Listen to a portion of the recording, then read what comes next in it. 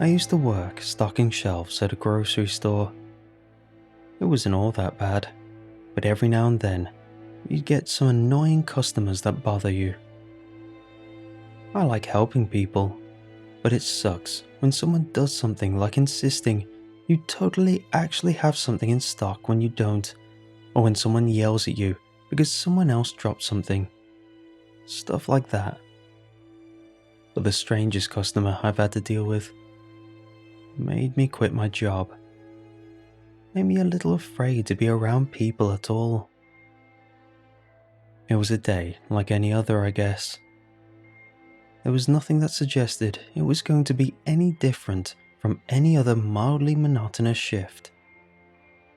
I was in the latter half of my shift, the point where it's not quite close to time to go home yet, around when I usually start to zone out. I was in the far corner that is usually pretty quiet, stocking one of the ends of the aisles with a soup that was on special. Behind me was a little area kind of separated from the main area. General merchandise. That's where we keep all the random crap like kitchen stuff, pool toys, and the holiday stuff. This clean-shaven guy with a brown buzz cut walked up to me and asked, "Where's the ketchup, buddy?" He was pretty tall, probably close to 7 feet. The guy had a really square jaw. He looked a little rough but friendly at the same time. Just your average dude. He kinda struck me as a father. Just something about him, I dunno. His blue eyes had this look to them, like he could have cracked into a joke on a moment's notice. Probably a pretty crude one. My first impression of this guy is important, considering what happened afterwards. I had to shake myself awake a little as I answered him. "In aisle 15. He winked and gave me a thumbs up. "Thanks, buddy. You're a lifesaver." I smiled and went back to stocking the shelves and saw him wander off into aisle 15 in the corner of my eyes. A few minutes later, after I finished putting the first box on the shelf and went to take the next one off my cart, I saw the same guy was standing close by, looking down at me with this weird expression on his face. Embarrassment, I guessed. Then, he smiled again. "Where's the ketchup, buddy?" I blinked. He shifted around a bit. Did he forget the aisle? Could he not find it? Or maybe we were just out of ketchup, though I doubted it. Whatever. It was no big deal, obviously. He must have been thinking about something else and forgot. Nothing to be embarrassed about. I pointed the aisle out to him that time. "Aisle 15. He winked and gave me another thumbs up. "Thanks, buddy. You're a lifesaver." And he went to wander down the aisle. I laughed. He stopped and turned back to me just as he was about to turn the corner, and he gave me this mildly perturbed look. I closed my mouth, and then he went down the aisle, kind of stomping off. I didn't mean to be rude by laughing, and I thought he was having a laugh about it too. A minute later, I saw him going to the checkout with a girl. His wife, I assumed. In another 5 minutes or so, I'd finished stocking that shelf end, so I started to bring the cart out back and load up to restock the sparkling water. When I got to the other end of the aisle, the same guy was standing there, looking the other way. He seemed totally lost. He turned his head around and caught me in the corner of his eyes, recollection flashing in them. He wasn't holding anything and didn't have a cart. "Didn't find the ketchup?" I asked him politely. He smiles, nods. "Where's the ketchup, buddy?" I can't help blurting out a little laugh. Scratching my head, I wondered if he was messing with me, or maybe he was high. He had sounded exactly the same as the other times he asked it, almost like he was playing a recording instead of speaking. I decided to show him directly where the ketchup was. "Are we out?" I asked. The guy's smile quivered a little. Maybe he really couldn't find it. "Here, I'll show you where it is." I started walking down the aisle, and sure enough, I could see the ketchup from where I was. The guy blinked and watched me, but he didn't move. This way," I motioned down the aisle. His eyes widened a little, like I was speaking in a foreign language or something. Then, after hesitating, he stumbled after me. His demeanor had suddenly seemed so different from his confident appearance. He came after me, shyly, like a lost child, while I stood in front of the ketchup. The shelf was pretty much full, and if I'm being honest, there's no way someone could have overlooked it unless they were blind or under the influence. I stood by it, and he kept walking until he stopped with a jolt right up next to me, like he didn't understand why I had stopped. He eyed me expectantly until he opened his mouth to say something. Then his lower lip trembled and he shut his mouth again. Right there, sir." I pointed to the ketchup bottles. He blinked a few times, looked harder at me, like he was trying to calculate 50 math equation problems in his head, scanned down my body, and rested his eyes on my pointing finger. It's needless to say, it was a really awkward situation. The ketchup is there," I stammered out. His eyes suddenly lit up like he had won the lottery. His dilated pupils shrunk. Then he smiled and nodded vigorously. "Thanks, buddy, you're a lifesaver." And he gave me the same thumbs up. I laughed sheepishly. "Yeah, happens to the best of us. No worries." I wander awkwardly back to my cart, turning back to see him smiling contently at the ketchup. I loaded some of the sparkling water onto my cart, but the raspy voice of Greg, the manager, stopped me. "No, John." He came out from behind one of the loaded pallets. He's pretty short, so I didn't see him at first. "Bring a pallet of the toilet paper that's on sale out by the general merchandise." "Aye, aye, Captain." Greg laughed, though it sounded more like he was choking. I swear the guy smokes at least 2 packs a day, and I wouldn't be surprised if it was 3. I got the pallet ready to take out and started hauling it out towards the doors with the pallet jack. There was someone standing at the doors, probably about to go inside, but they retreated out from behind the plastic window as I approached, and I inwardly thanked them, since it's kind of hard to stop pulling a pallet once you get it going. I pushed myself through the plastic doors, and someone laughed right next to me as I came out. I thought it was Greg, but I didn't see him go out ahead of me. It didn't sound quite like him either, just a little different, like someone was mocking him. I turned to the source and saw someone a lot taller than Greg standing there. It was the ketchup guy. He was there, smiling. He laughed again, doing his best impression of Greg's laugh. Then he spoke. "Bring a pallet out by general merchandise." He made his voice raspy, just like Greg's.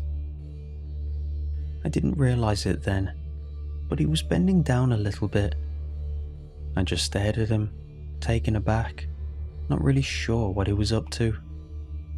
Then, I kind of half-heartedly smiled, thinking that maybe he knew Greg, or maybe he was just mocking him. I laughed. Yeah, he must know Greg, I thought. He laughed again, sounding almost exactly like the grating chuckle I heard out back from my manager. He scrunched up a bit more, coming under my height. Still not sure how to react, I laughed uneasily and walked away. The guy called out again. "Bring a pallet out by general merchandise." I said something in response, maybe "good one" or something, I can't remember, and rushed briskly towards general merchandise. I just brushed the whole thing off as some weird joke, and I had to get my work done. It was a pretty long day by then. Up until that point, I've had run-ins with stranger people. As I put the pallet in place, this young guy with a goatee and glasses came up to me. "Excuse me, where's the washroom?" He had a British accent. I pointed it out to him. "It's just around the corner from merchandise." He ran off, and I noticed he had a bit of a limp with his right leg. He disappeared around the corner, running. I guess he really needed to go. I heard his heavy footfalls clack as he rushed to the door out of view, and at the same time, another set of footsteps approached from one of the aisles, strangely similar. The sound of someone's unique footsteps isn't something I really ever paid attention to at all before, but with his limp, they were so distinct. I half expected the guy that just went around the corner to somehow come from the aisle and ask me where the bathroom was again. But it was the damn ketchup guy again. He rushed right up to me. "Excuse me, where's the washroom?" I raised an eyebrow. He had said it in a British accent, mocking the guy. When I didn't laugh or respond immediately, he looked around with a strange look. At the time, I thought he was embarrassed I didn't laugh. Whatever he was doing, I didn't find it funny. "Sir," I tried to be polite with him. "I don't know what you're doing, but I'm just trying to do my job, okay?" His eyes widened. He looked like he was going to cry. My other eyebrow was raised. What was up with this guy? He looked around frantically. "Excuse me, where's the washroom?" I thought he was genuinely asking for a second, but he still said it in his mock British accent. He had to be messing with me, but his body language and facial expression suggested otherwise. Sighing and shrugging, I pointed towards the washroom. He nodded, assured but still panicky, and rushed off around the corner. He ran with the same limp the British guy had. Before he rounded the corner, he turned back at me for just an instant. I couldn't read his expression. Shrugging to myself and shaking my head, I took the pallet jack from under the pallet. When I heard a shout come from around the corner. "Good day, young man," an old lady greeted me as she passed by. I nodded to her, still looking in the direction of the corner. "Would you know where I could find the butter?" she asked me. I turned away from the corner, cleared my throat. Just down aisle 17, right there." "Oh, and one more thing," she nodded and continued, while I glanced back towards the corner, a shiver running down my spine. Two eyes peered at me from around the corner. My own eyes widened, but the two that looked back at me seemed to be filled with even more terror than mine. Someone was watching from around the corner, and as the lady spoke, his mouth moved. He was mouthing the same thing she was saying. "The cake mix. Do you know where it is?" "Aisle 12, I muttered. That wasn't where it was, but my mind was elsewhere. It was gripped by the twisted and gnarled hand of the uncanny. My stare remained locked with the panic-shifting eyes of that man that watched us in terror as he whispered the same response as the old lady. "Thank you very much." The old lady wandered off, and immediately after, the ketchup man rushed from around the corner, his neck bent down in a hunch like the old lady, sweating profusely. I already knew what was coming, but it still didn't make it any less completely bizarre. "Good day, young man," he cooed in the old lady's voice. My eyes twitched. It was an imitation, like a parrot repeating human speech. But it was pretty damn close to the old lady's voice. That grip on my brain tightened, squeezed. It had to be a prank, but there's no way that it was. Someone pulling a prank wouldn't look like that, wouldn't be shivering. He seemed just as shocked as me. He was on the verge of tears. Genuine, pure, stark anxiety was displayed clearly on his face. I didn't know what to feel. An emotion I still don't understand racked my body. I shuddered, and the man trembled. His neck twitched like the nerves inside of them were readjusting. Or maybe it was just his vocal cords. And then, "Would you know where I could find the butter?" he asked me in the old lady's voice. It wasn't like before. It didn't sound like a bad impression anymore, or like it was an impression at all. It was the old lady's voice. My jaw hung loose, and he seemed composed for half a second before he trembled again, bit his lip. I couldn't tell which of us was more horrified. It didn't make any sense. My mind tried to process why he could be doing what he was doing. When I didn't respond, he stuttered, stammered out some gibberish with the same intonations as the old lady. And then an announcement came over the speakers. A female voice. "Porter to aisle 8 for a wet clean-up." The guy looked straight, opened his mouth, let it hang, gurgled, and then he repeated the announcement. But he didn't just say it. He repeated it exactly as it had been played by the speaker. His voice had the slight mechanical tint to it that a voice coming out of a speaker did. He said it in the woman's voice. He looked down at me, smiled with wide eyes. I shouted out something at him.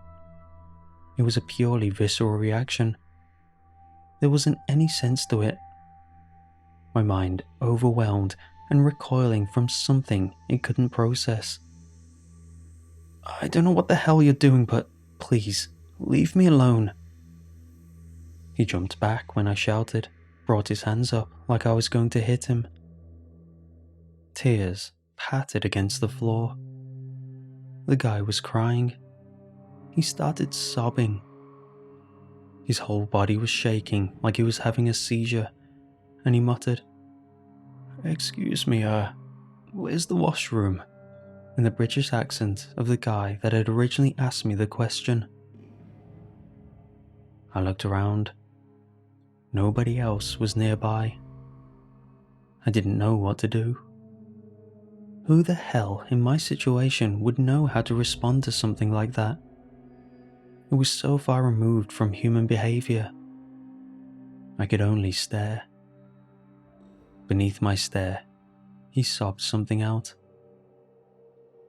"Hey buddy," and cut himself off, his voice trailing into Greg's rough laugh, and he ran away, his back hunched over, his right leg limping. He rushed into the general merchandise area, going behind one of the shelves.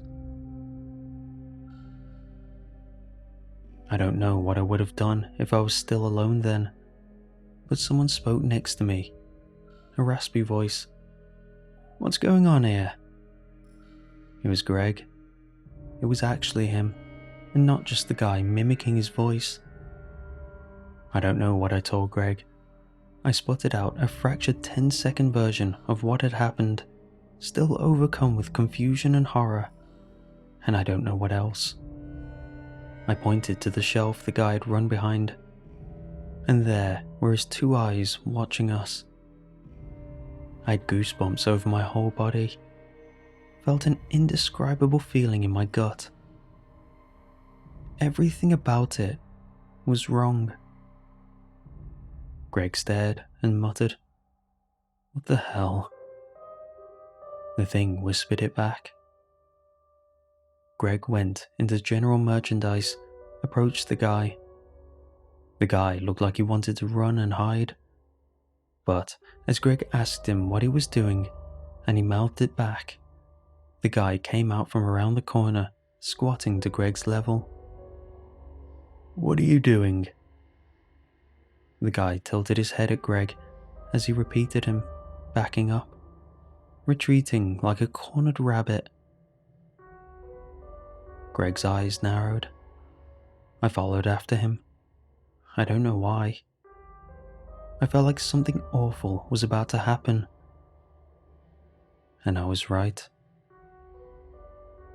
In the general merchandise area, there's this really loud air conditioner in the corner.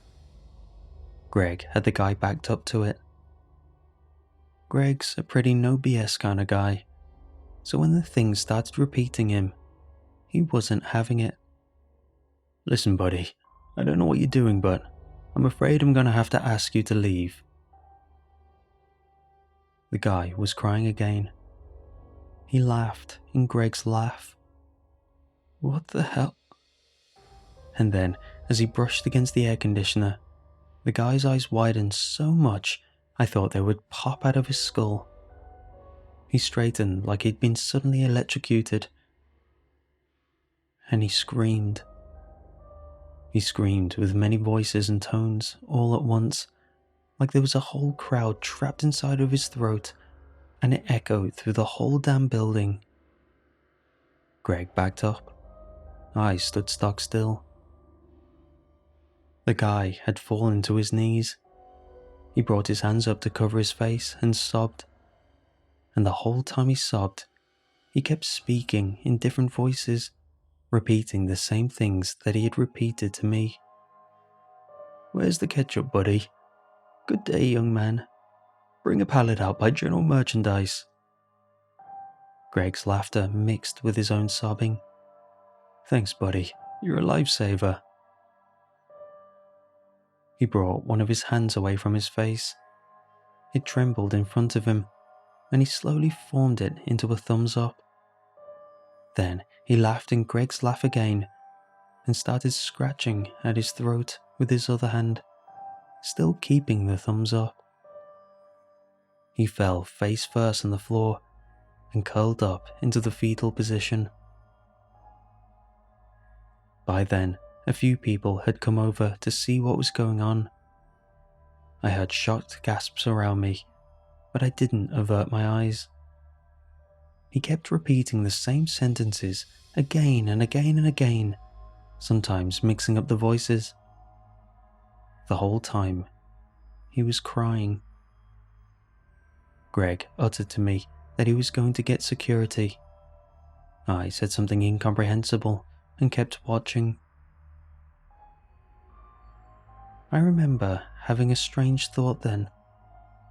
Scrunched up there, he looked just like a fetus torn out of the womb too early. Then the guy went stiff as a board, looked straight up at the ceiling with a deadpan expression, and he started humming. He was making the same sound as the loud air conditioner. It didn't sound like a person trying to make a mechanical sound. It sounded identical, like an echo. His whole face and neck were twitching and writhing around like it was melting, boiling, or like something was inside of it, trying to pry his own face off. He did that for about 30 seconds before looking up at me, pure despair in his eyes. Please. He said it, in my voice, exactly in my voice. I gasped out something, and my bewilderment seemed to send him even further over the edge. He leaped up, hunched over, and limped past me as fast as he could, rushing out towards the entrance. I watched him leave. Maybe I should have done something, but I was too utterly shocked to do anything but stare when it had happened. And even if I could move, what could I have done? Greg came back with his security guard. I didn't tell them the whole story, just said the guy ran off. They laughed it off. Greg let me take a break after that. I didn't say anything to anyone the rest of the day, and I quit my job that night. I don't go to grocery stores anymore, and I try to avoid strangers as much as possible. Whenever someone opens their mouth, I almost expect them to start acting like that. I don't know what happened to that man, or what he was. If he was even human or what, I don't know. I just don't know.